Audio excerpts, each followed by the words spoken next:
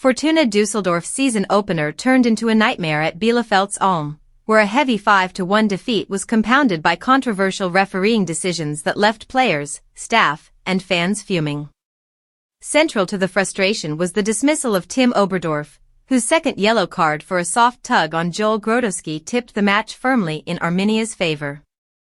Referee Patrick Alt had already been handing out cards freely in the first half, but the decision to send off Oberdorf for such a marginal challenge raised eyebrows across the football community. Sporting director Klaus Allofs didn't mince words, labeling the yellow-red card absolutely ridiculous during halftime. Even Oberdorf himself, while taking responsibility, admitted he felt there was barely contact and that the situation could have been judged differently. Things didn't calm down after the break.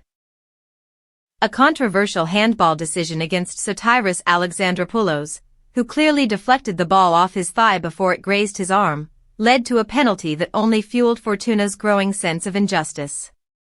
The club voiced its disbelief live on social media, questioning whether VAR was even operational.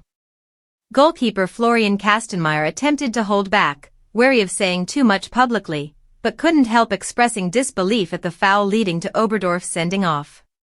Sky pundit Torsten Matuszka echoed the outrage, calling the handball penalty a catastrophe and criticizing the rigid interpretation of natural arm positioning during tackles. As the match wore on, the officiating woes were compounded by a puzzling 10 minutes of added time, leading Fortuna to lean into gallows humor online as fans watched the game slip further out of reach. Coach Daniel Thioune did his best to bring perspective after the final whistle, praising Arminia Bielefeld's performance while stressing that there's a long season ahead. Still, the collective sense of disbelief was hard to ignore.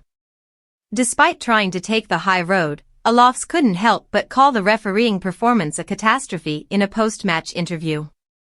For Fortuna, the result stings not just because of the scoreline, but because of how the game unfolded. Poor officiating may not be an excuse for conceding 5 goals, but it certainly played a part in a chaotic evening they'll be eager to move past. The road to redemption begins next match day, and for now, they'll hope the focus shifts back to football.